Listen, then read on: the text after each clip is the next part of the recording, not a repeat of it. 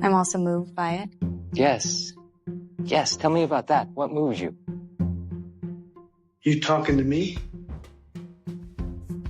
All right, welcome back to the Pretentious Film Bros podcast, where it is our mission to break down barriers and build connections through film. My name is Brady Odom, and I'm joined here with my co-host, Nolan Jones, and we're going to be talking about winter movies, cold movies, chilly movies, movies that you watch around this time of year, especially if you live somewhere where you get all four seasons. We know there's places around the country, places around the world doesn't quite look like that, but we love the vibe and the tone and the settings and the grayscale and the depression and the bleakness of chilly, cold movies. And so all we're going to be doing in this podcast is we're just going to be talking about them. We're going to be talking about ones we like, ones we don't like. It's going to be sort of an open discussion, a little bit more loose than our other conversations that we've had in the past. And I feel like it's going to be a really good conversation. What do you think? Nolan, do you think you're going to have some here that are going to blow my mind that you consider on winter movies, or is it going to make complete sense?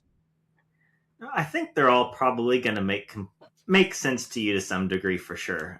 They either take place during the winter, they have maybe chilly moments, or kind of like you said, bleak. You made us sound like really happy people. We love the bleak, chilly, grayscale, depressing winter cinema. Yeah. And you want to talk about not getting all four seasons. It was 65 degrees today as of this recording on January 8th in Oklahoma City.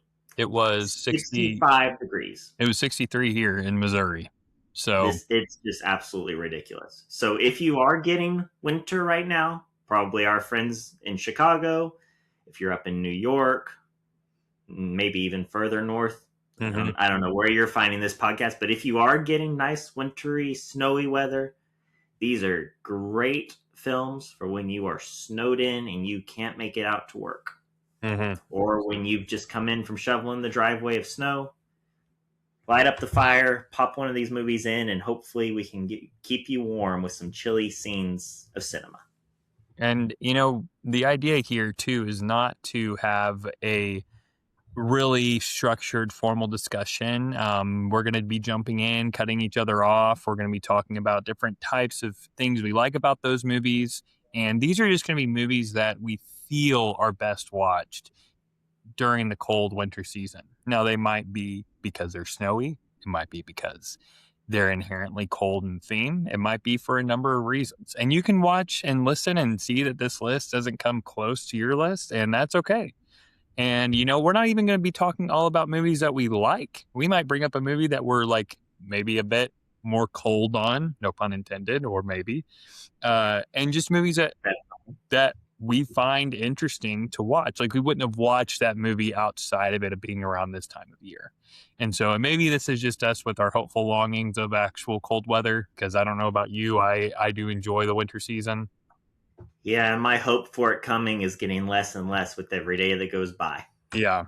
And so I think even part of that, like longing, that feeling for wanting that, is because when it's too cold, you can't go outside. I mean, think about it. When you're young and you're looking on the TV for the ticker to show your school's actually been snowed out, it's been closed, the excitement that comes with that, the excitement of knowing you don't have anything to do the next day. And even as adults, I mean, it's nice to pour a cup of coffee and look outside and you see snow. It's nope, not today. And instead it's 64 degrees. Now, that's not to say it won't get cold again. Obviously, it'll get cold. Right. It's not going to stay like this forever. But I think that the idea of these movies is also just that it's that feeling of like, ooh, I get to sit on the couch, and my biggest priority of the day is figuring out which movie I want to watch. And so we're just going to throw a couple at you that, I say a couple, it'll be more than a couple, but that we hope that you guys can enjoy. Maybe you've seen them. And if you haven't, we definitely suggest you at least watch all of them and form your own opinion, whether we like them or not. So Nolan, why don't you name one or two to start off with that you really feel are just great to start around this time of year? Great. Yeah. Well, I will start with probably one of the most obvious picks that I have. And I've actually only seen this movie one time. And the first time I saw it, my reception of it was, that was good. I don't have any desire to really need to go back to that. About a week later, I was like, I'm still thinking about that movie. Dang it. I've got to get it. I've got to be able to own it because I've got to watch it again. And that was probably back 2022. 20, yeah, at least 22, maybe even 21. So it's been a long time since I've been able to see this movie, but I'm waiting for that good snow to be able to put this on. And I'm not even going to try to pronounce the name of this director because this is a Polish film, starting off real pretentious with my first film. It's called Ida. And this is a film set in Poland in the 1960s. And it's about this young woman named Ida who is fixing to take her vows to become a nun. And it's about her and her relationship with her aunt, who's kind of this cynical woman who she looks at these religious ideals and these religious views and this way of life that Ida is about to pledge herself to. And she kind of just scoffs at it. And so this movie really, it's about their journey. It's about the journey of these two women. You've got them both here on the back, Ida and her aunt. It's about secrets that their family has buried. It's about faith and religion. It's about the politics of the time in Poland in 1962. It's about music. There's this beautiful scene where Ida's at this, I guess we would call it maybe a pub, and she's dancing with this stranger that she just happened to meet. It's filmed in beautiful black and white. Even if you don't love this film, and I'm not saying all of you will. Like I said, it took time for me to come around on this film, and I've still only seen it once.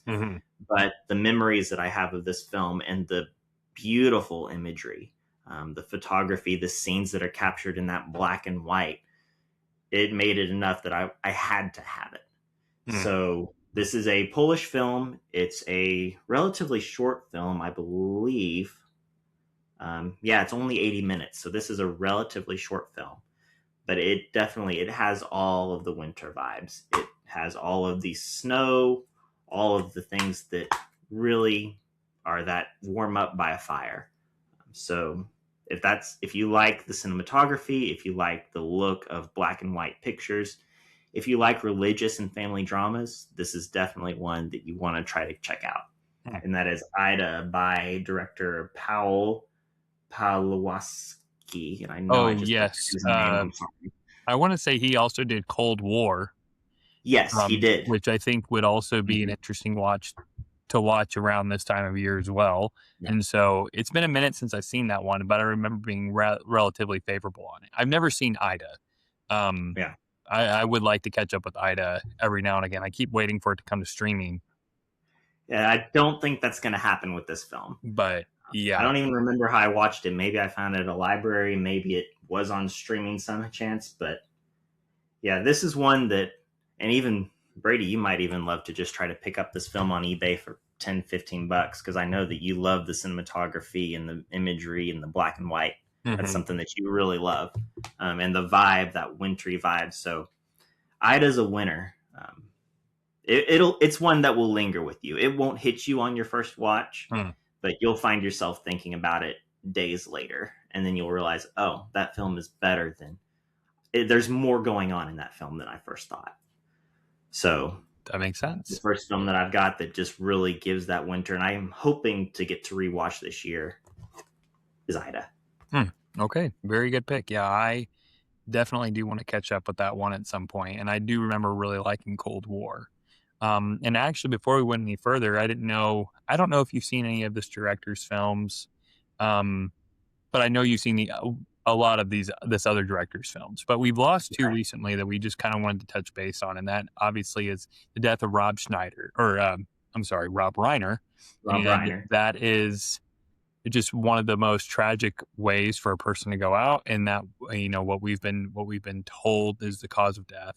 But even more recently, we lost Bela Tarr. And Bela Tarr is a filmmaker who has done The Turin Horse. They did Satan Tango. They've done really big, epic, important films that are, if you think about pretentious, you think about one of those filmmakers who makes just bleak films. he's one of them. And so just kind of talking about that, I think there might be a Rob Reiner film that comes up later. I don't know for sure, but there might be a Rob Reiner pick that comes up later. So I just wanted to touch on that and just say, like, what a tragedy to lose someone of that, who went on really a generational run of making absolutely film. And maybe one of the best runs. Yeah, I mean, I was recently listening to the Film Spotting podcast, and they talked about one of their guest speakers had even mentioned, like, we take for granted that someone actually had to make the movies that he made because they're so ingrained in our pop culture. And if you don't know who we're talking about, or the movies we're talking about The Princess Bride. We're talking about Misery. We're talking about A Few Good Men. This is Spinal Tap. When Harry Met Sally, right? Like, we're talking about so many important, vital films that are so ingrained in American pop culture. And so just wanted to touch on that. And Bela Tarr, who is one of those filmmakers who I have yet to see any of his films, but he's always been this lingering giant who is one that I really want to get involved with and see more. Now that he's passed, it might give me more motivation to sit and actually enjoy some of his work. And so just wanted to touch on those, mainly because I didn't know if any of their films would come up, but also just to honor their legacy as filmmakers in completely different regards. You ask anybody on the street who Rob Reiner is, they may not know him by name, but you say The Princess Bride, and they're like, oh yeah, right. But if you absolutely, but Bela Tarr is kind of on the opposite end of that spectrum. But if you ask any cinephile who Bela Tarr is, most of the time they're going to be able to tell you who they are and why they should be, put on a pedestal. But anyway, I'm going to go the exact opposite. This is just the first winter film that came to mind that I wanted to talk about. And that's any of the Harry Potter movies. And I'll throw at the top of that the one that after I rewatched all of them again, I was like, I don't know if this one's still going to be my favorite, but it is, and that's The Prisoner of Azkaban. I think that is the best directed, the best looking. I think it's got the weirdest little ending, and I don't mean like the awesome scene by the lake or the pond. I mean it's like a freeze frame edit at the very end. It's very off-putting, catches you off guard. And I actually didn't even remember it when it initially happened. My wife was watching it. She's like, what the? I was like, yeah, I have no idea. Do not remember that. But you talk about a winter feel. You talk about just Harry Potter is always taking place during it tries to include most of every season, right? Because it's a school. So you're there for the majority of the year. But I feel like for this one, especially in theme, that cold theme sticks through the entire movie.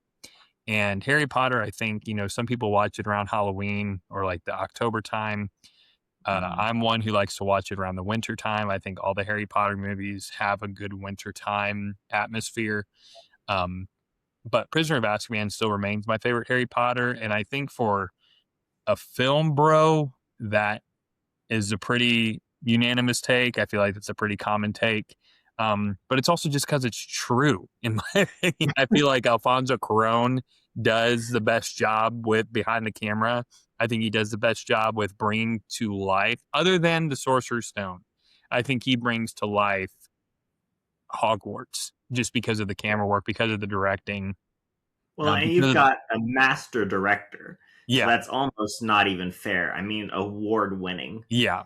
I mean, you're talking about one of the best Spanish directors to ever exist. Yeah. And so it's like one of the best directors, period. Yeah. One of the best modern directors, period. I mean, it's almost like if Quentin Tarantino were to make a Marvel movie. Yeah. Like, of course, you've got somebody at the height of their powers making a franchise film. Of course, it's going to be the best of the franchise. Yeah, exactly. So that's not to say David Yates and Mike Newell and Christopher Columbus and all these other guys that help direct these other films are not good and they don't bring those vibes. But I mean, when you watch The Half-Blood Prince later on and directed by David Yates, it's also a cinematographer, Bruno Delbonnel, who recently just helped with The Phoenician Scheme. And he also did the cinematography for another movie we'll talk about here in a few minutes that gives this tone and feeling and airiness with almost like a fog sheen that covers the entire movie, which brings that cold atmosphere to the forefront because it's even just being displayed through the camera lens and through the editing. So, but anyway, yeah, I just wanted to bring up you brought up a pretentious Polish pick, so I wanted to do a fantastic film, favorite. So I thought that could be that could A be how we nice balance. off-center each other, balance each Great. other out on this conversation. But yeah, what's another one that you like? Well, now I'm going to let you do a pretentious one for your next, because I'm going to do very much a film bro, and maybe film bro is not even fair, but I'm just going to say a bro film. And this is a film that a lot of people, it does not get respect. It does not get love. It's one that kind of, a way to refer to this film is like a teenage boy's wet dream. Okay. To which I'm not going to say that's false, but this is Zack Snyder's Sucker Punch. Oh yeah, I remember. I actually thought that's where you were going, but I didn't know it was more of a winter feel. Well, and it's not a winter feel throughout this whole film. Now, if we're talking bleak and despairing and kind of hopeless, it's definitely that, especially if you're watching the extended cut of the film, which is the one I would recommend because it takes into those darker places to where, to me, it's a more satisfying ending. But really, it's this one scene that you see here on the cover that really takes place kind of in the snow. That really makes me always think of Sucker Punch as a winter film. And this is, for all intents and purposes, this is a movie that is it's very much it has that feel of a teenage boy going crazy about girls in skimpy clothing. Yeah. And you can see that film, and you can see this film as that. And I'm not going to argue with that take because you're not wrong. But at the same time, the times that I've rewatched and re-seen Sucker Punch, to me, it's a story. It's a bleak story, but it's a story about a young woman in a terrible situation that is forced upon her, not by any of her fault at all. This is something she's completely innocent in, but she's put into this hellish situation by those who are supposed to care for her. And as a way to cope through the trauma and through these bad things that are happening, she goes to these imaginary worlds. And that's where you really get the imagination of this film. That's where you get a scene like the one here on the cover. That's where you get all of the action scenes that kind of just explode in this film. It's her imagination to escape this place where she's at. And so to me, this is a film that, yes, it plays with sex appeal. Yes, it plays with teenage desires. Yes, it plays with big guns and explosions and all those kinds of things. But really, to me, it also has that feel of almost empowerment. Okay. And that sounds kind of weird because it's like I'm saying, yay, wild sex is empowering. That's not what I'm saying. Yeah. Let's be clear. But it has that sense of this is a woman doing what she can to survive a really bad situation that she's in. So I love Sucker Punch. I'm a defender of Sucker Punch. I'm not really a defender of Zack Snyder because I've not seen enough of his films to be a defender of him, but I will defend Sucker Punch to anybody who wants to fight me on it. Okay. This is a film that I think is definitely, there's more going on here than just the explosions and the outfits and the music and the bombs. So that's my next pick for a wintry film, Zack Snyder's Sucker Punch. Okay. All right. Yeah, it's still one I've never caught up with, but something tells me, and I could be completely wrong. I mean, you surprise me every day, but something tells me if you're willing to defend Sucker Punch, there's not going to be a lot of Zack Snyder films you're not willing to defend at least a little bit. And so I could be wrong, but that's kind of how I feel. But for my next pick, you wanted me to go pretentious, so that's fine, but you don't get to tell me what to do anymore. But I'll do it this time. Mainly because one came to mind. But that's going to be Ingmar Bergman's Winter Light. Yep. And I know we've both seen this one. We have. And it's been quite some time for me. Yeah, and I watched it probably within the last year and a half. In fact, the last time I watched it, I did his winter, or I guess it's not winter trilogy, it's his Faith trilogy. which if Yeah, I you don't don't know why know, you did that to yourself. yeah, I don't either.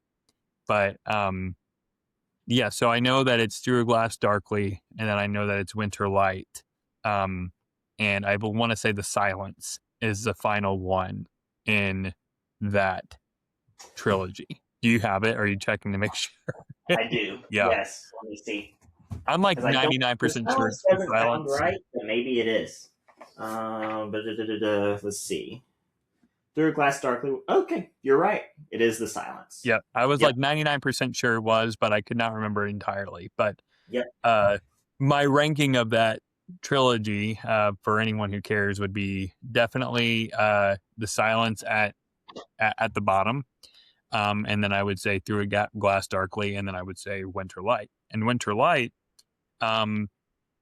if you are someone of faith or even wrestling with faith, doubting faith, someone who just kind of wants to dabble in that world a little bit, and maybe you saw another movie like First Reformed and you remember enjoying First Reformed, Winter Light would be something I definitely would recommend. You have some incredible, like you were talking about with Ida, you have unbelievable cinematography from Sven Nykvist, which is, you know, it's either Nyquist or Nykist. I'm not sure the pronunciation on his last name, but that was usually Bergman's cinematographer that worked with him. And they do this movie, and it is about as cold as a movie could possibly get. And it's about this pastor who is really struggling to believe in a God that allows evil things to happen, going through these struggles, these relationships he has with people in his church. And it is just an unbelievable, like, work of art. It feels like when you watch it, it's one of those things where it seeps into you. When I first watched, it's kind of like Ida. You may not feel the impact initially, but when it does hit, it feels like a 10,000 pound weight on your chest. And it might not be something because like me, maybe you do wrestle with those theological questions, or maybe you do like have those kinds of conversations with a higher power, be it God or whatever you might believe. But these conversations that he has as a person, just in general, as a human, just in general, is what's so appealing about this movie. And I think that movie is one of Ingmar Bergman's best because it's Ingmar Bergman at his most honest. And it's Ingmar Bergman. Maybe it could be, in a way, I think, knowing who he was as a person, the closest you could get to an autobiographical Bergman film, where you talk about a man, other than Wild Strawberries, where you talk about a man who is wrestling with the deepest questions a person can wrestle with. And it does not give you answers. It's not setting out to give you answers. And Bergman's smart enough to know that. And so if you at any point are wanting to be a writer, if you at any point are wanting to really like dive deep into dialogue, Bergman is a director you have to watch. There isn't going to be a better dialogue writer, I think, ever. I really don't think so. I think there's been one that's been close, but Bergman's the top tier. He is, and that's not a film bro or cinephile pick. That's just in my opinion, that's an objective decision. I will argue that till the cows come home that Bergman's the best writer of dialogue in the history of cinema. So Winter Light being a philosophical, meandering movie, you can understand why it's such a good movie to watch at the wintertime. And I mean, it takes place during the dead of winter.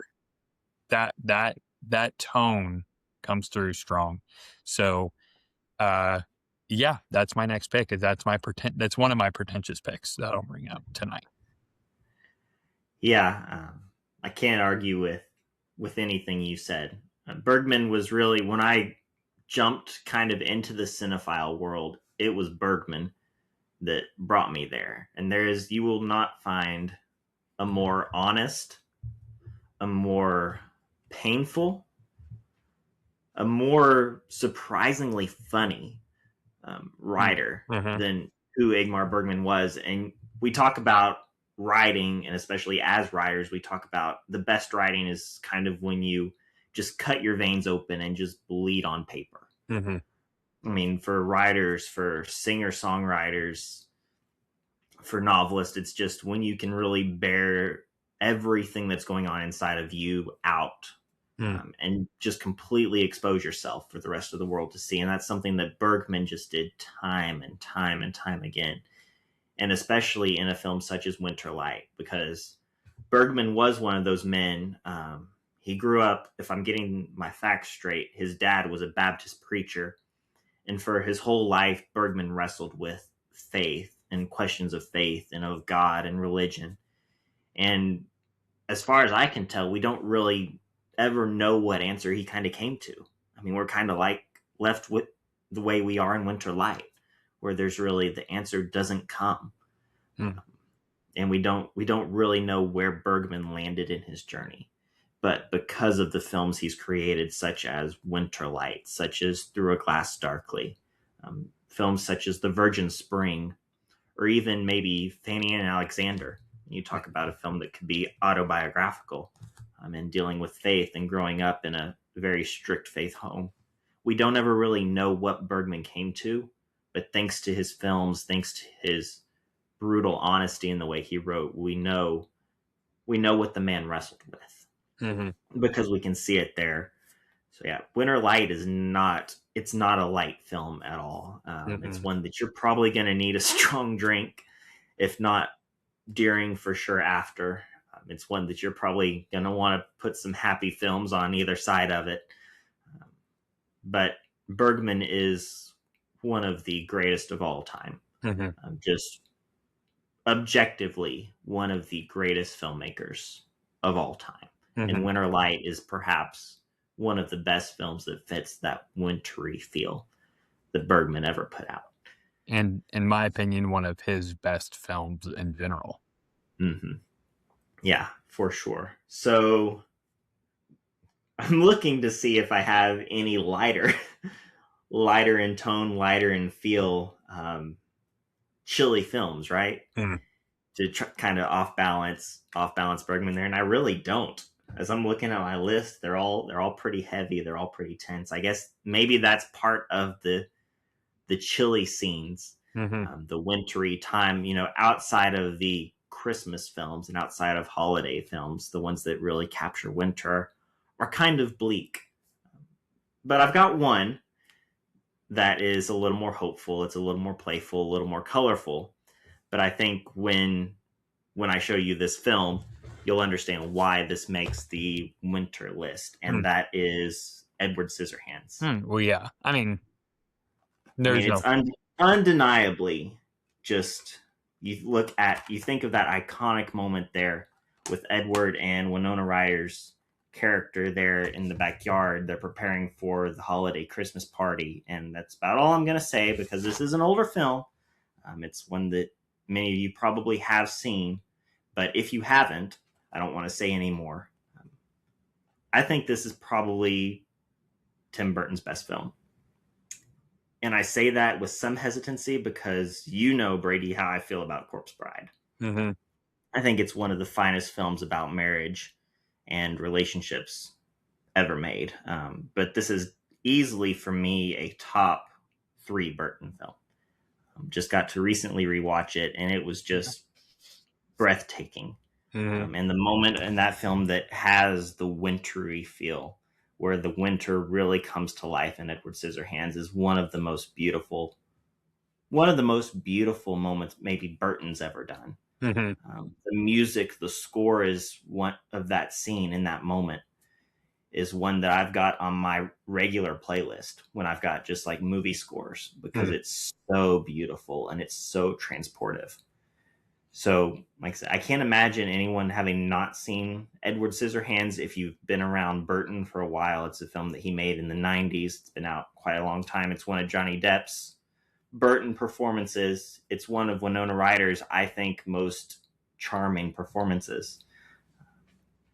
But it is definitely one of those that's it's a winter movie, but it's also kind of not the central focus. So if you're looking for something that's got the winter vibe, the winter feel, and that wintry moment, but it's not, the whole film's not bleak and dark and winter colors and grayscaled, Edward Scissorhands is a great pick. Because in typical Burton fashion, he contrasts the pastel color with the dark and the gritty, the beautiful with the gothic, right? And he blends those two together and shows how this picture perfect is actually the ugly, and this stuff that looks ugly is actually where the innocence and the purity lies. So, yeah, it's a top 3 Burton film. It's a top Johnny Depp and Winona Ryder performance for me. And it's just beautiful. This is one of those films that has gone up since I've first seen it, and I think it's just a perfect film.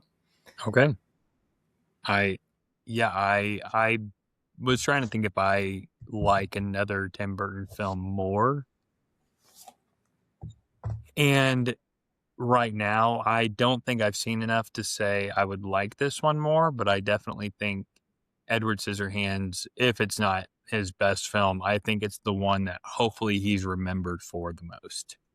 I hope that that's the case for Tim Burton. And I feel like when you think about Tim Burton, you think about Edward Scissorhands, and they're pretty synonymous with one another. So I think that that's a perfectly fine pairing. Unless you're thinking about The Nightmare Before Christmas, which is a Tim Burton story, but not a Tim Burton directed film. Yeah. Just had to get on my little soapbox there for a moment. That makes sense. Yeah. And I think I'm glad that you clear that up, because not a lot of people know that. Some people also think that's, his, but, the next one I'm going to talk about is not one that I am in love with, but it's one I've thought about, and it's a relatively newer pick. And, it's one I caught not too long ago, and I think there's a lot of merit to it. And I'm not going to say, you know what, this is a movie you need to go out and watch right away, but it's Watcher by Chloe Okuno, I think is how you pronounce her name. And it stars Micah Monroe, I think is how you pronounce her name. It could be Mika or Micah, I'm not sure. But do you know how to pronounce her name? I don't. But I know what I'm talking I have seen her name. That's about all I can tell you, though. Well, and if you are having trouble picturing her, which I would also say this is a movie you could watch during the winter time as well, and that's Longlegs, but she's also the star of Longlegs. Got it. And she, in this movie Watcher, is under the impression that someone across the way from her apartment complex is watching her. And a lot of people have compared it to a Hitchcockian style thriller, because it's not all about the scares. It's not all about the shocking moments. It's about the underlying tension and suspense. And I would say that it does that really well. I think that it drags a little bit too much in that second act, where that second act feels probably about 2 hours long. But with that being said, the reason I think it's a good movie to watch around this time, and I can't even recall if it even snows or if it's even cold where they're at in this movie, but I think it's a great movie to watch around this time of year because of that theme. It's very grayscale. It's very toned down. And it's one that's lingered in my mind. It's never gone away. It's always been underlying, hey, this movie kind of messed with you, didn't it? I'm like, yeah, I think it kind of did. And I think that it's a movie where maybe it does better to your mind when you watch it, which we all have movies like that too. We enjoy thinking about it a lot more than we enjoyed watching it. Under the Silver Lake was one of those movies for me. I don't think that movie's a good movie at all, but I like thinking about it.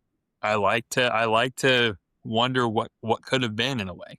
But yeah, I'm gonna say Watcher is a great pick, especially for its really, really solid finale, and it's a very good movie when it comes to building and enduring through tension and the suspense that Chloe's able to concoct from this very like run of the mill story is very admirable. And I think that it fits nice and well into this time of year.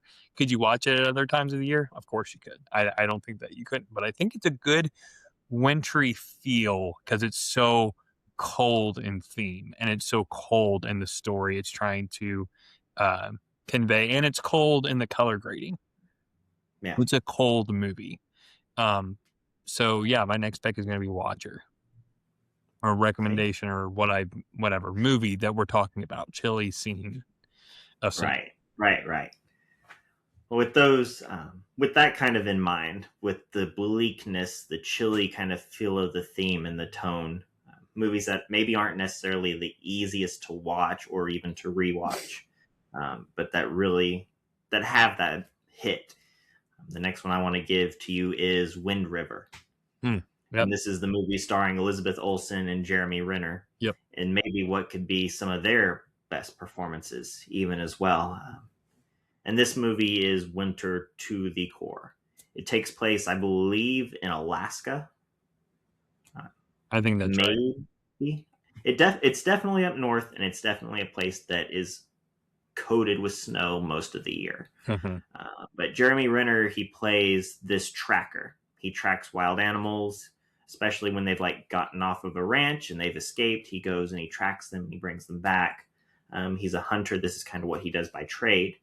And he works really closely with this Indian reservation, where this native tribe lives. I believe in the film he married into this tribe, so that's how he kind of got the connections with them, and he's still friends with many of the people in this community. But then the turn of the movie is one of the young women from this community comes up dead. And that's not a spoiling fact. That's what the movie turns on. That's what the core of the trailer is. So that kind of pulls not only Jeremy Renner, but Elizabeth Olsen, FBI agent, into the story. The FBI shows up on the scene and they're trying to investigate what really happened here.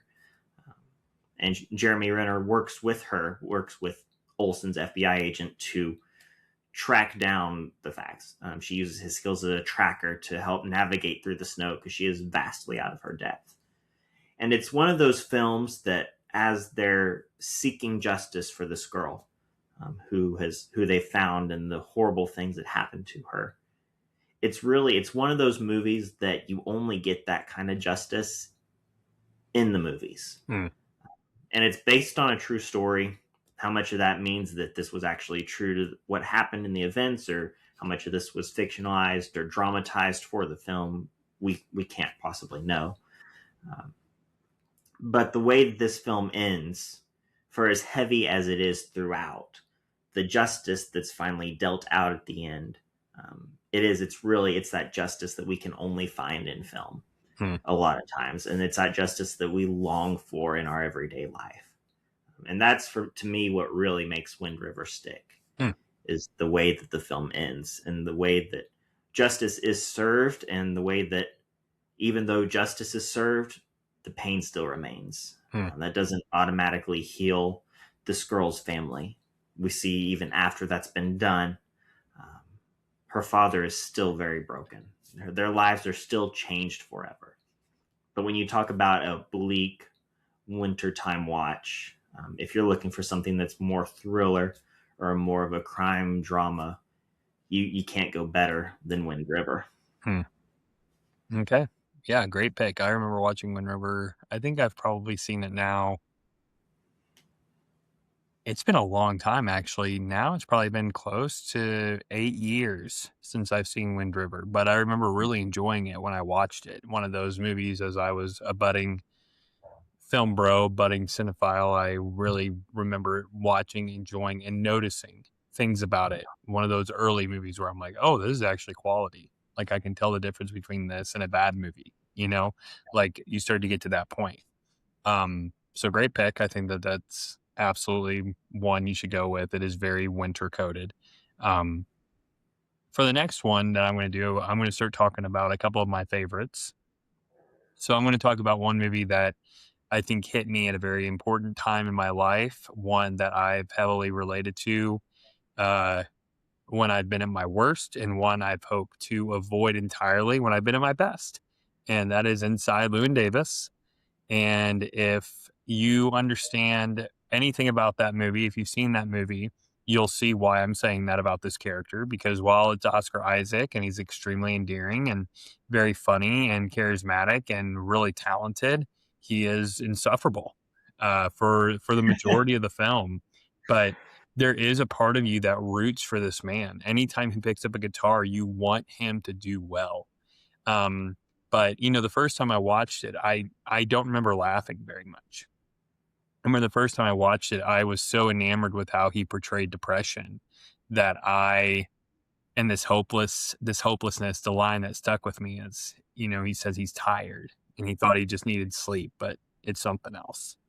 And I remember that really resonating with me, especially at the time of my life that I was in. And when I rewatched it and I was in a better mindset, Inside Llewyn Davis is hysterical. It is one of the funniest dark comedies that the Coens have done, in my opinion. And you talk about, well, that's what they do. I mean, they have a joke about a guy like jumping off of a bridge, and he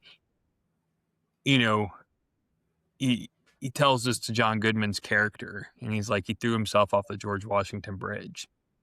And he's like, George Washington Bridge? You throw yourself off the Brooklyn Bridge, traditionally. George Washington Bridge, who does that? This kind of like, he's insulting this guy's former partner who, you know, who killed himself. This guy who is the cause of Llewyn's depression, right? So there's that sympathy they're able to build into. They build it in with the dark comedy, and they show you the different types of characters that Llewyn surrounds himself with. And the people that, you know, Carey Mulligan's character in that movie is unbelievable. She's so good. She's so funny in that movie too. And you talk about some of the best comedy female acting I've seen in a movie. Carey Mulligan became one of my favorite actresses because of that movie.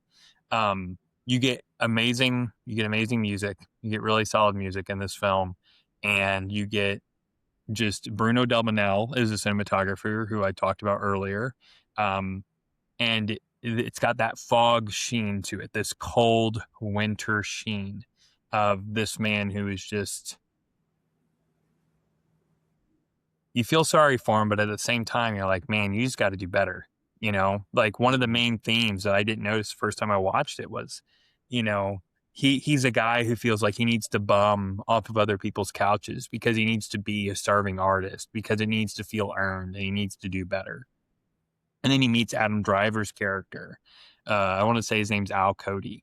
And he's talking to him, and, you know, he's carrying up all these records, and he talks about having a job, like he's paying for an apartment, but he's also trying to become this like musician himself. And he ends up sleeping on his couch, which I find really interesting, because during this whole thing is like, oh, in order to be a truly successful artist, you need to starve yourself, and you need to be this bum who, you know, you need to really make it. And that's how you make music, is you make a living with it.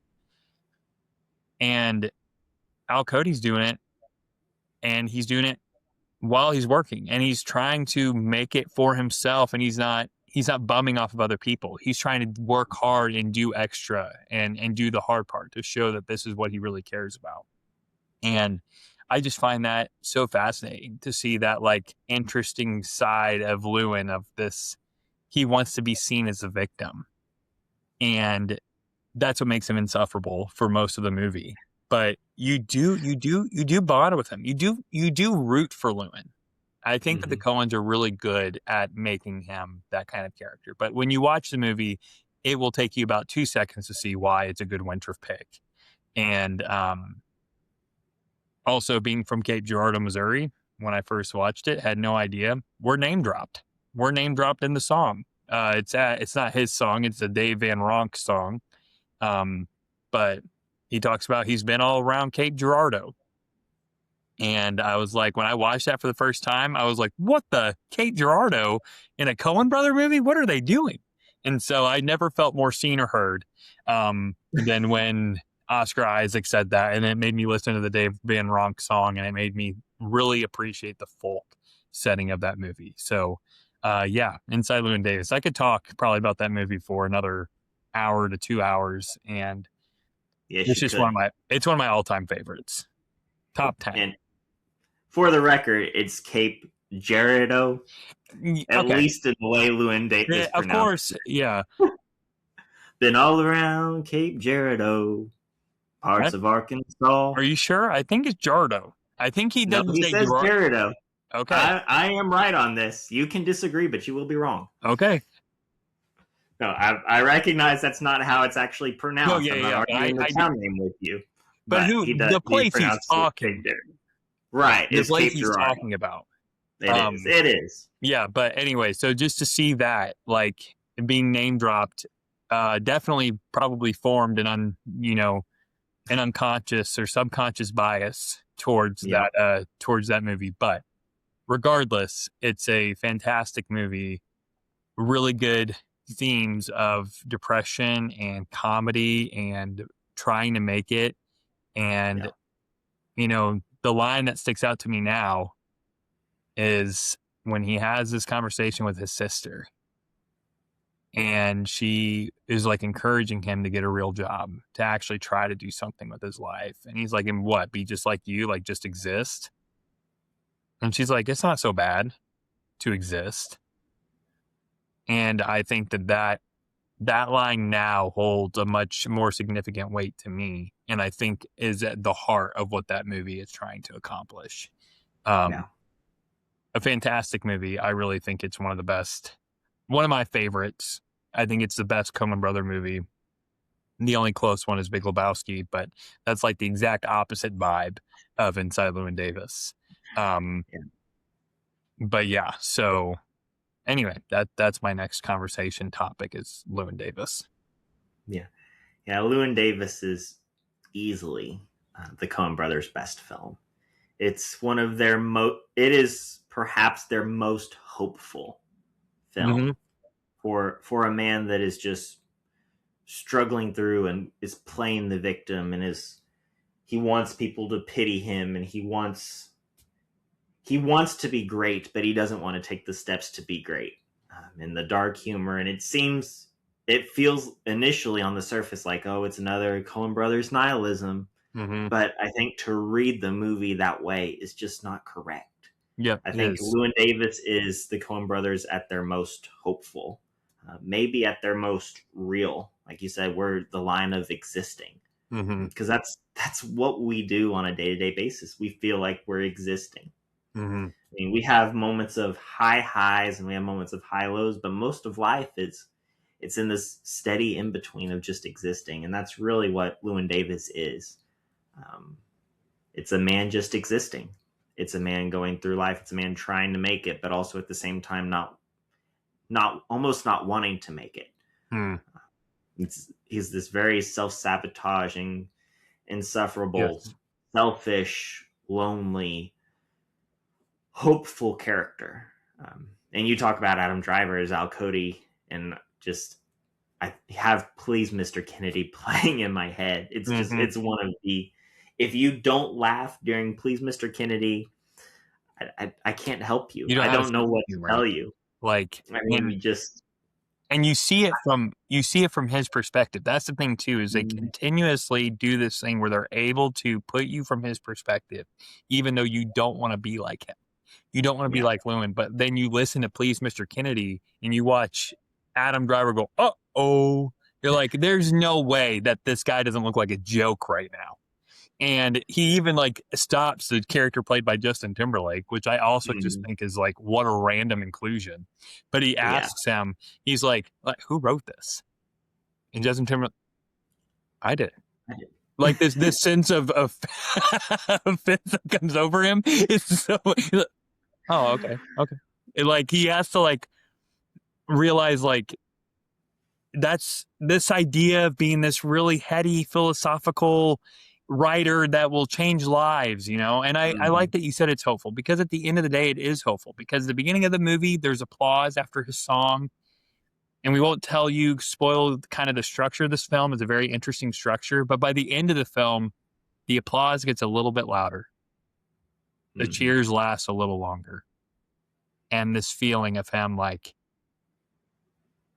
knowing that it gets better. Yeah. It's a nice feeling. It's not over the top. It doesn't beat you over the head, No. but it's there just enough to like, you're going to be okay. Everything's going to be okay. It's a film that tells you it's okay to exist. Yep. Oh. If today all you did was exist, it's okay. And I'm glad you like that movie almost as much as I do. I don't think there's probably a lot of people who really, really love that movie, but there's something just so special about it in my heart that I feel like I have every right to say I'm its number one fan. I'm not, but I have every right to say I am. So anyway, but yeah, so I'm glad that you like it as much as I do. Yeah. Well, I'm going to kind of piggyback off of a similar theme, similar feel type film to Inside Llewyn Davis. One of those that the first time and the only time I've watched this movie, because I can't find this movie anywhere, which is infuriating. But the one time I was able to catch this movie, it hit me at the perfect moment. And this movie is called A Year Ago in Winter. Okay. So clearly it's a perfect winter film. Winter is right there in the title. It's about this young woman who is coming up on the year anniversary of a family tragedy. And I'm not going to share what that tragedy is at the risk of spoiling the film because it's pretty significant. But it's been a year since this family tragedy, and her mother is wanting to get this family portrait done, commissioned by this painter there in the town. And really, the moment this movie opens up, and there we go. Okay, this is great. So it opens up with this young woman. Lily is her name. And it opens up, this camera is hugging her body. And it's not in like an explicit type of form of way. If I remember correctly, she's sleeping. Okay. But she's sleeping in like a pair of jeans and just like normal kind of street clothes. But this camera it hugs her body and it never lets her go. This camera clings to Lily to where we are invading her life. We're glimpsing her past. We are feeling her pain. She gets no privacy from this camera and she gets no privacy from us. And because of that, this film pulls us into her story and into her pain in a way that, for me, the moment I saw it, when did I say? 2022, so it's been a couple years now. The moment I saw it, I felt every moment of this. There's a line towards the middle end of the film where Max, who is this painter who's been commissioned to make this family portrait, he's telling her how strong she is. And she replies to him, she says, "Damn strong." Sure, I'm strong. I can be strong, but that's not the point. But maybe somebody can ask me how I feel. Maybe somebody cares about how all this makes me feel, how I really feel. I'm so tired. And kind of like that line of existing's not so bad is for you and Llewyn Davis, that moment in this film and where I was in life at this moment, it floored me.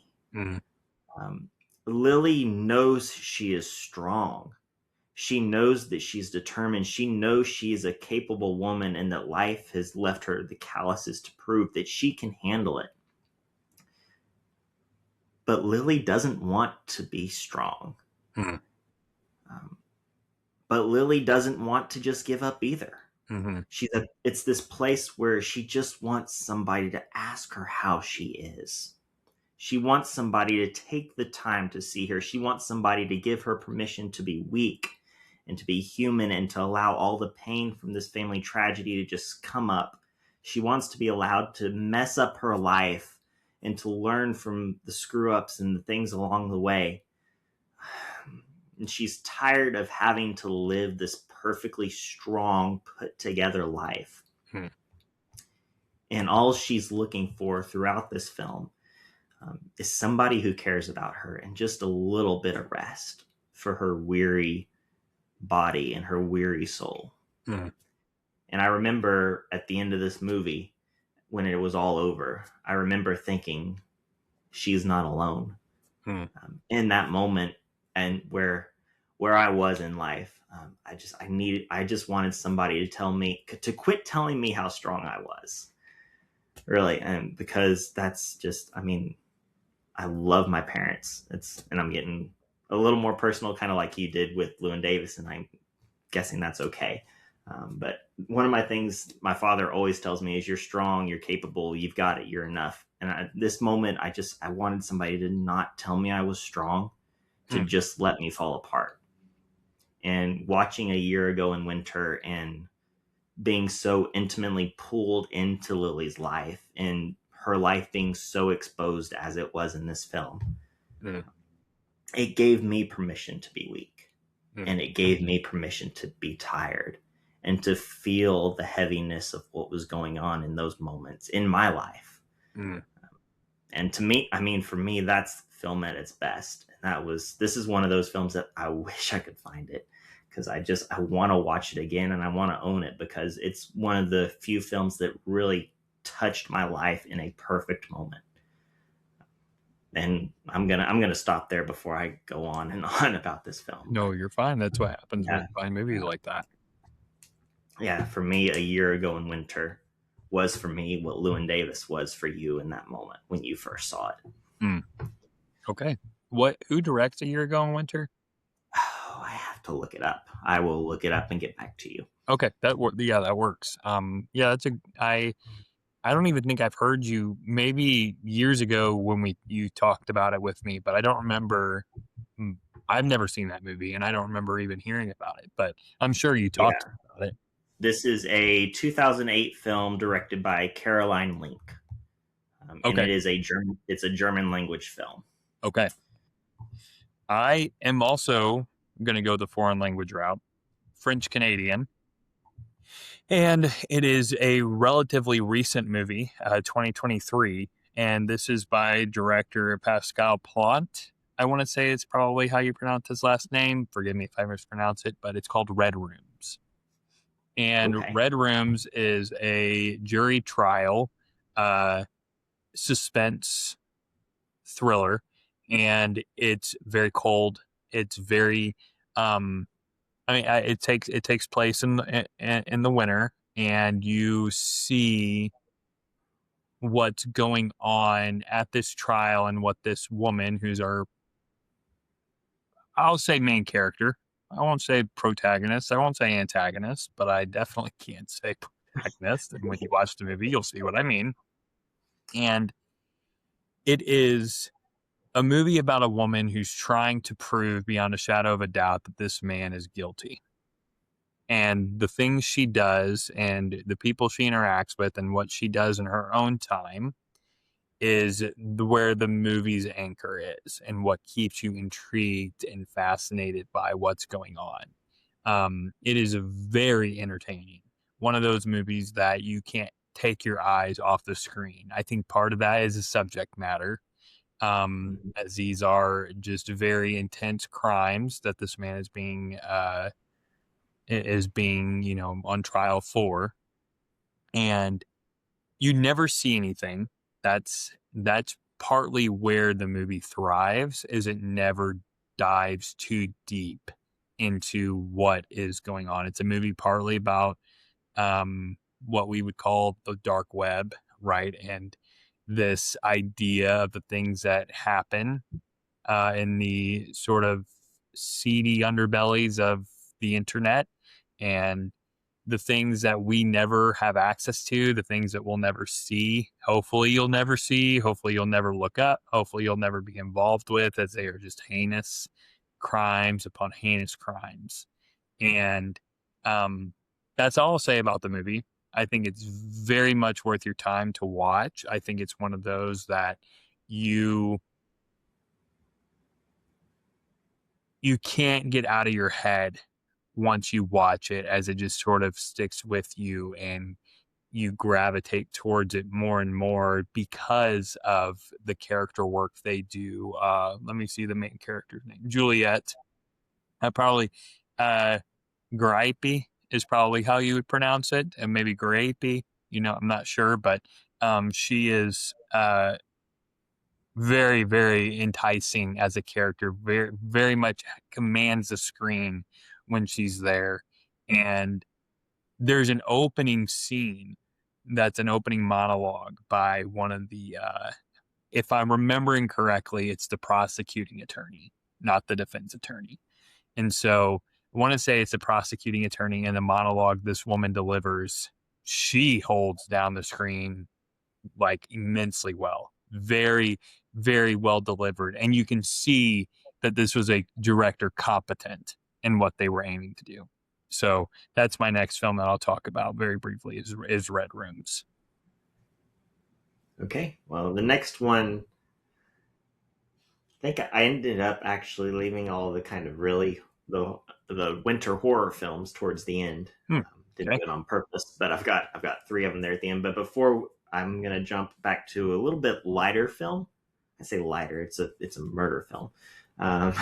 But this film is called An Amish Murder.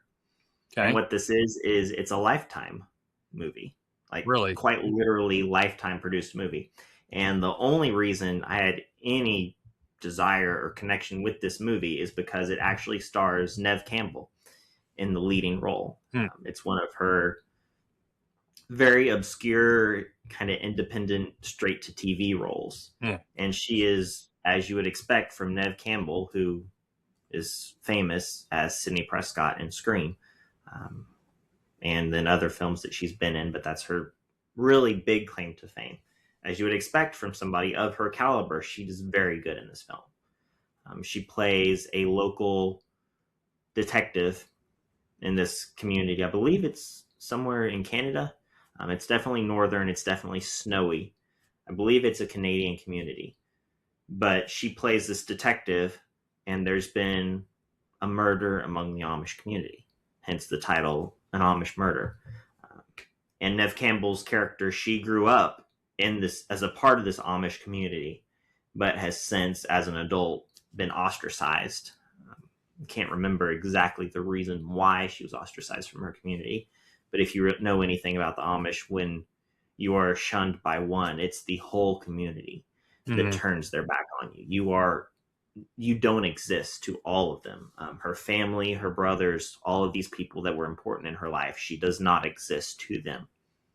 So when this murder takes place in this community, as the detective on the case, she's navigating this tension between working with the Amish people who are really kind of ready to put this whole thing behind them, and working with the local community, the non-Amish community, and the police force, who are really trying to dig into this, and the Amish people who are very private. They don't want their lives touched. They want to just handle this in their own community. But then you've got the outside police who are like, no, we have to know these things. This is in our jurisdiction. We're still responsible for this. And Neve Campbell's having to navigate those two worlds. She's forced to engage back with her family, and to face some of those things that caused her to be rejected and to be shunned all those years before. So it is a Lifetime movie, which means you're getting a Lifetime quality script and story and acting and all those things of that nature. But it is a Neve Campbell Lifetime movie. And for me, that sets the difference apart, because she's very compelling throughout this film. She's very competent, as you would expect her to be. The mystery and the murder and the crime and everything at the core of this film is engaging enough that it keeps you in. So this is a great snowy weather watch. And it's for a Lifetime film, and for somebody who likes to scoff at Lifetime and Hallmark films, I found this one very entertaining and very satisfying. I have also never heard of that one, so I'm glad that you brought that one to our attention. I don't know that I'll watch it. I might. We'll see. I don't have the affinity for Neve Campbell that you do, but I could see myself probably enjoying another performance of hers. Maybe I'll watch it in, excitement for the new Scream movie that's coming out. That could definitely make things, some Nev Yeah, Campbell not celebration. connected at all, but we'll go with it. Yeah. So, That's for you. a movie about murder that stars Nev Campbell. Close enough.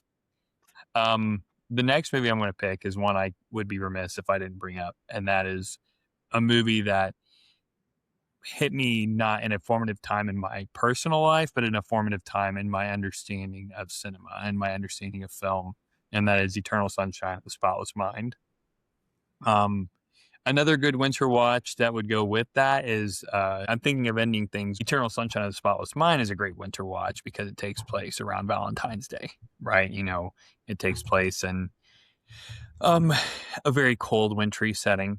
It has this theme of love and loss and this feeling of finding your person. And if you've not seen Eternal Sunshine of the Spotless Mind, it's one of those movies where it's not based in reality. There's an element of surrealism to it. The title of the movie comes from a quote that they reference in the film. And it's sort of this idea that having, I'll say it in what I understand it to mean. Hopefully it's simplistic enough to kind of get the point across, but this idea of if you don't have anything that is sort of holding you back, or you don't have anything that's sort of like tainting your mind, that is making you feel sad, or that hinders your thinking, or that hinders your life in any kind of way, shape, or form, is that it's, you know, it's better that way. It's better if you don't have something that's made your life more difficult. And the movie is sort of arguing against that concept. The basics plot of the movie is that you can get your mind erased of a certain person or a certain thing at this place called Lumen, or Lumos. I can't remember the name of it. I think it's one of those. But anyway, the name of the place essentially means gap in English, and it's this idea that you can remove this whole aspect of this person or thing or animal. As we see at the place, there's a woman obviously trying to forget that she lost her dog, and you see that Jim Carrey's character and Kate Winslet, even though they are just not, in my opinion, they're not well suited for each other at all. They just can't help but love each other. And it's the structure is so fascinating. It might take you a couple times watching it to understand how everything unfolds. It will. But it's a movie that takes place on a frozen lake. It takes place in the cold winter on the train. It takes place in the snow at the beach. Like, there's so much about it that's so cold. But the theme of it's better to have loved and lost than to have never loved at all is the combatant to the title of the movie, The Eternal Sunshine of the Spotless Mind. I'd rather it be cold and snowy, and that feeling of depression and bleakness and the hardship of being in a relationship. I'd rather have that than to have never had it at all. And so even in the title, Eternal Sunshine, right? This movie is not very sunny, right? There's some moments of sun, but that's not what the movie is getting at. And so it's an excellent film. One of the movies I've probably seen the most in my life. One I'll never get tired of watching. One I love to show others who've never seen it. It's also a very basic film bro pick, but that's okay. Because the film bros are not wrong. That's the whole point of this podcast, is the film bros are not always wrong. It's just if they tell you that the best movies are Fight Club and Taxi Driver, that's when you just got to be a little bit cautious, right? But the idea that a film bro would say Eternal Sunshine of Spotless Mind is what really got him into films, that makes sense because it's a good movie, you know? So, yeah, I love that movie. This fighting for love. He'd rather never have her, but he'd rather, not forget her, even if he can't have her. And that fight in his memories is just a very compelling thought, very compelling ideas. And so that's my next one. And so we'll probably only do a couple more as we're coming close to ending on time, but we just want to keep talking about winter movies. So Nolan, what's your next pick? Yeah, I would have no notes on what you said about Eternal Sunshine, except for the fact that Fight Club is a good movie. It is a good movie. Best movie ever. That's a stretch. That's my point. That's where we need to like be avoidant of. Let's not say it's the best movie ever made. Of course, it's a good movie. But Eternal Sunshine of the Spotless Mind, no notes. You covered it perfectly. It's a beautiful film. It's a painful film. It's a funny film. It's maybe one of Jim Carrey's most layered performances. It's my favorite performance of his. It's, I think, his best. Easily one of his best, if not his best performance. He's excellent in this film. So yeah, if you haven't seen Eternal Sunshine of the Spotless Mind and you really need some heady philosophizing, it's not a word, philosophizing on a nice snowy afternoon, Eternal Sunshine is an excellent pick that you can't go wrong with. All right, so I'm going to be very brief on my next one because I've talked about it already on this podcast. Probably just our last episode when we talked about our films of the year, of the previous year, but I'd be completely remiss if I didn't mention this film because the whole thing takes place in the ice and snow. The whole thing takes place during the winter. It has those bleak, dark, wintry vibes. Of course, it's The Black Phone 2.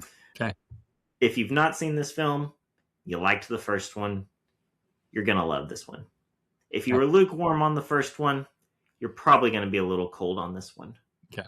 But yes, I've just briefly had to mention it. It was one of my favorite films of last year. I've already talked about it ad nauseum, but I can't not mention Black Phone 2 in a session of Chilly Scenes of Cinema because that is all this movie is. And it is perfect if that's what you're looking for.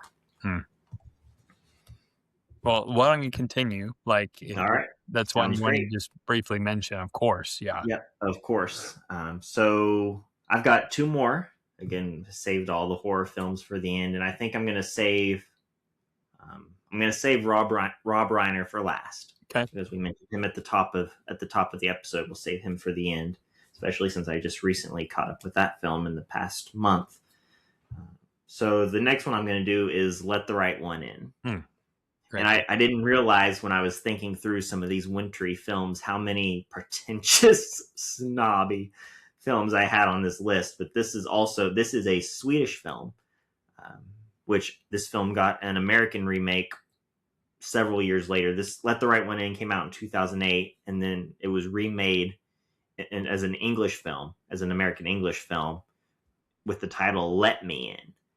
Some years later. Actually directed by Matt Reeves, who is of the Planet of the Apes fame, the newer ones, and the Batman.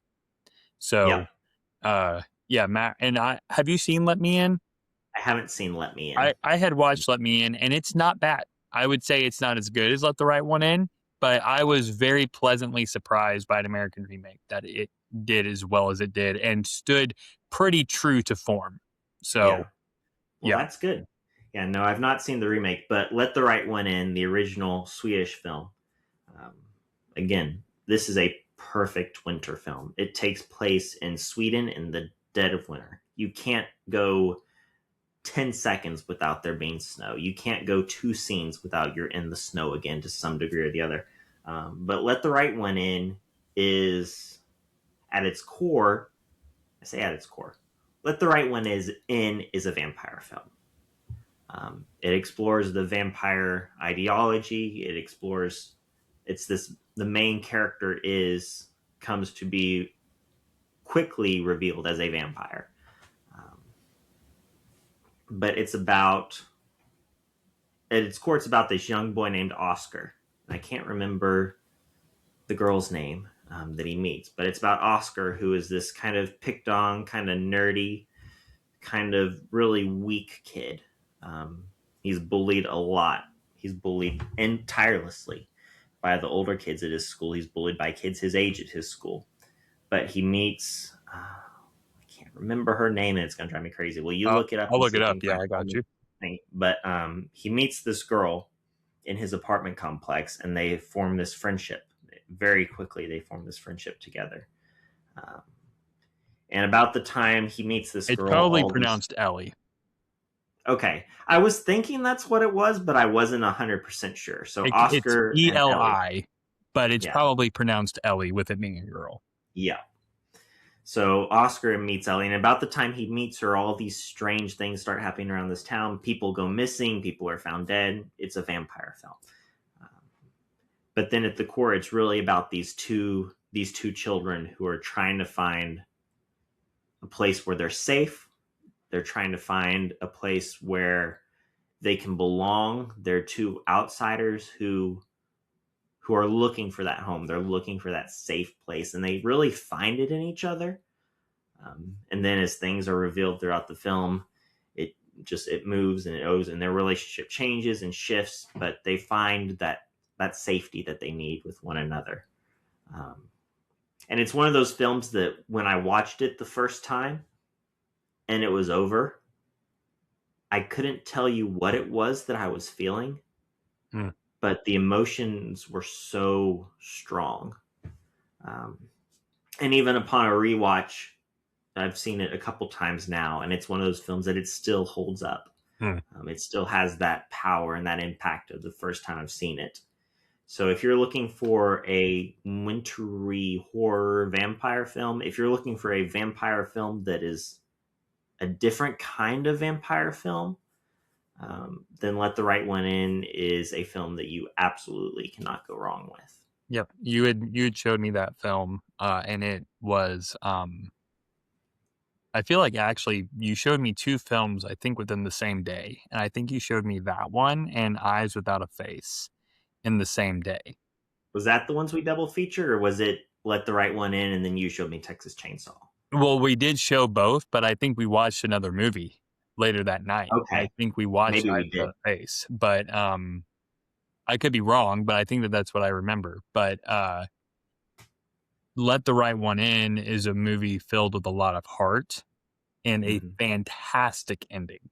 The shot at the end of the movie is kind of mind-blowing.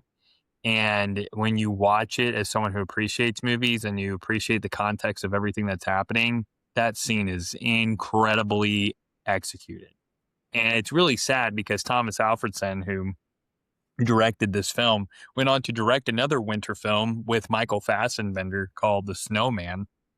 And I never caught up with it because it was critically and audience panned this movie bad. They had no redeeming qualities, apparently. And maybe it's not that bad. Maybe it is. But yeah, I think that it just is one of those, the sadness of that movie coming after Let the Right One In, which is such a masterfully directed movie. I think I'm even probably a little higher on it than you are, but I really do like Let the Right One In, and it is one that you show me, so I kind of always credit you as liking it more, but I really like that movie. It's possible that I do. And it is definitely possible that you do. It's one that's gone back and forth between a 5-star perfect to a really, really, really solid 4. It really would depend on the day, but it's one that I would have no qualms ever watching or showing to anyone. I think it's one of the greatest vampire movies. And really, like you said, with so much heart, and it's so not about the vampire aspects. They serve the heart of the story more than the story serves the vampire aspects. Awesome. In a lot of ways. Well, for my last movie, I'm going to name just a couple, like another sum of movies that I think you should watch during the wintertime.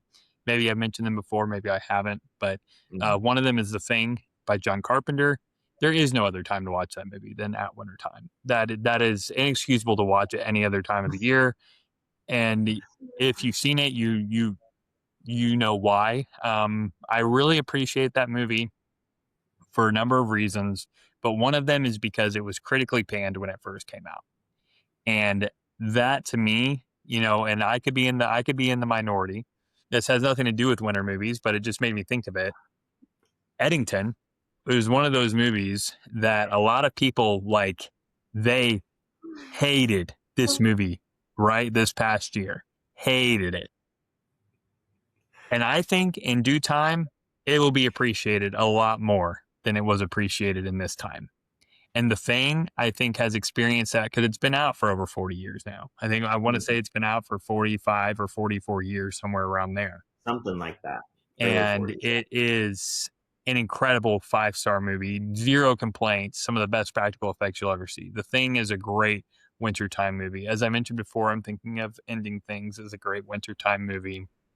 Trying to think if there's another one that I'm like, this is one I just want to give a shout out to before I talk about my final movie. The Hateful Eight. The Hateful Eight, absolutely great shout out. A great movie that could also be seen as a play, and a lot of different, from the scope of the film, being set basically in a snowy cabin. And you'll talk about a movie here in a moment about snowy isolation, which I think is a great way to end your winter picks. Off the top of my head, I can't think of any others that I'm like, these are the ones I really want to shout out. I will shout out Wild Strawberries. I think that's a great one to watch during the snowy time of the year. I'll shout out the movie that another Ingmar Bergman film. Yep, another Bergman film. And this is a movie by the guy who starred Victor Schulstrom in Wild Strawberries, The Phantom Carriage, which takes place on New Year's Eve, right? If you might be selected essentially to carry to be death, essentially, to drive the Phantom Carriage. And that movie is one of those where I don't love it, but I have to admire it because of what it accomplishes. I mean, it's masterfully done. Another movie I'll shout out is Eyes Wide Shut. I think that is Stanley Kubrick's, I don't even know what you want to call it. Like, it is a movie that's so different from the rest of his filmography, but so much the movie he needed to make. And it is a very, very dark, moody, wintry, filmed in London, but it looks exactly like the streets of New York. I mean, it's an incredible, winter, even some people say Christmas film. Some people do. I don't, but I mean, yes, it is because it's set around Christmas, but not for the family. But the last movie I'm going to bring up that is a wintertime, a cold time watch is Phantom Thread, and it's directed by Paul Thomas Anderson, and it is a hysterical, cold comedy that I cannot believe I did not catch on to the comedy when the first time I watched it, because I can see why, because it's more subtle. But it's also just so dramatic. Reynolds Woodcock is one of the most dramatic people on the planet. He is a big baby, is what he is. And Daniel Day-Lewis delivers it into perfection. And it's this, you talk about Eternal Sunshine being about toxic relationships. This is a relationship that is arguably way quite more toxic. Literally. And quite very literally toxic. Yes, exactly. So, without spoiling anything, but it's one of those movies that you definitely need to see, especially if you like other Paul Thomas Andersons and you're like, I just can't get into a dressmaker. It just seems like it's going to move too slow. It does not. It is a movie that it is entertaining end to end. Is my favorite Paul Thomas Anderson movie. It used to be There Will Be Blood, but after these recent rewatches, there's so much I love about this movie, and it's one I could show to anybody, and people might, look at me funny, but it is one of those where at this time of year, there's a New Year's Eve party. It's very cold and feeling. It's, very grayscale, but it is one that I really do just love to pieces. It's so funny.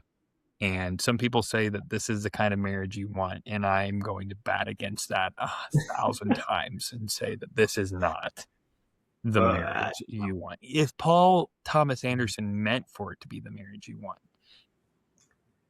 that is a wrong opinion, and we'll pray for his marriage, because that movie is toxic, but it is great. Yeah, that's when it's definitely up due for a rewatch, because I've seen it the one time, and I definitely missed the humor that you're telling me is there. And that was one that my wife even enjoyed with me quite a bit. We watched that when we were dating, so maybe now I'd watch it as a married couple. Could be fun. I think you'll find it really funny, this drama that Daniel Mhm. Day-Lewis brings to the role of Reynolds Woodcock. So Yeah. So for my last one, we've hinted about it. We've mentioned it already before. We've honored Rob Reiner as well as we could, as well as we wanted to. We wanted to mention him, but this is Misery, and this is a film that I just caught of at the end of 2025, just a couple of weeks ago, and I was absolutely blown away by how engaged I was in this film. Um, Even all of the moments that I knew about this film because they live in our pop culture psyche. Moments such as "I'm your number one fan." Yeah, I don't ever want to hear anybody say that to me ever. Cockadoodie. Yeah, that, and then you've got the moment with the sledgehammer, and that's all I'm gonna say there. Yeah. Misery is, I mean, this is top tier Rob Reiner. And I know I have some very controversial opinions when it comes to Rob Reiner. And I've not finished through all of his filmography. I'm missing some big ones. But to me, Misery is an easy top 3 Rob Reiner film. I mean, we talked about the run this guy had between I believe it was the 80s and 90s, I believe, is when he had that really strong run of banger after banger, and this just falls right there in the middle of the 80s decade.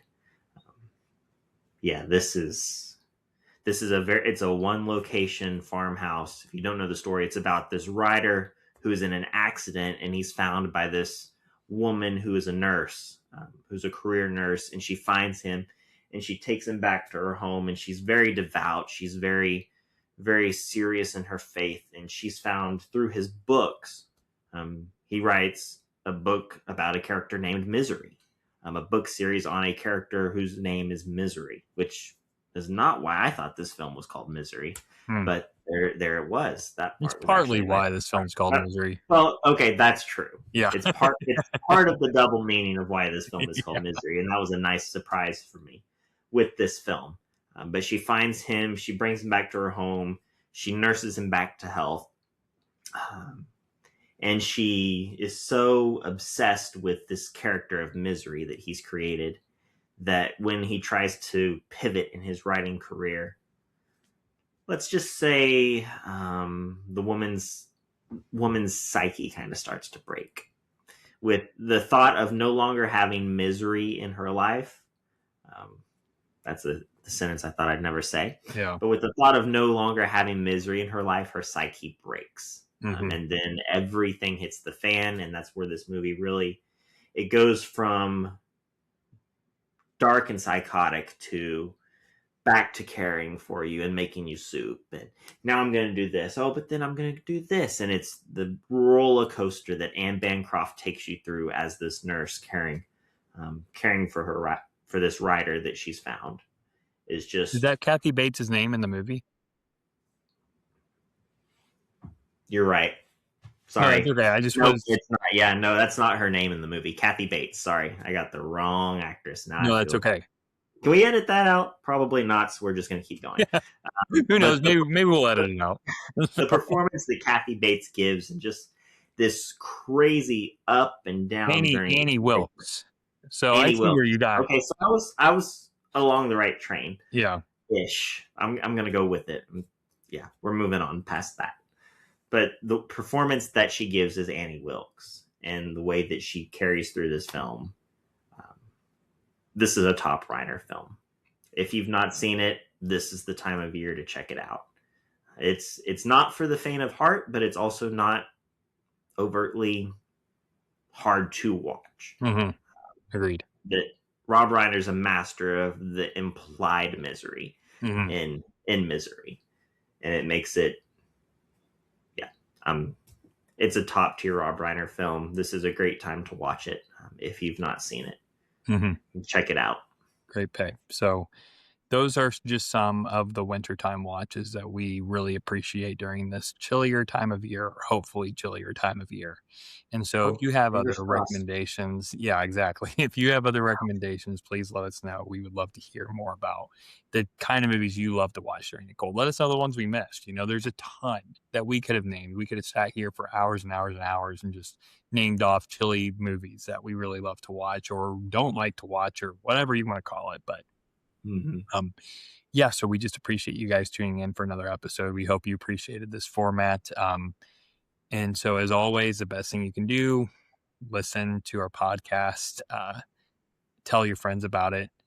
We hope that it, sparks those good conversations in you guys and that we can always be talking about movies. And so, again, other podcasts you can check out is Film Spotting with Josh and Adam, and just their really intelligent discussions as film critics themselves, as Adam is also a teacher of film. And so we just hope that you guys would check them out, as well as they're the part of the reason why we started ours. And so Nolan, is there anything else you'd like to add before we send them off?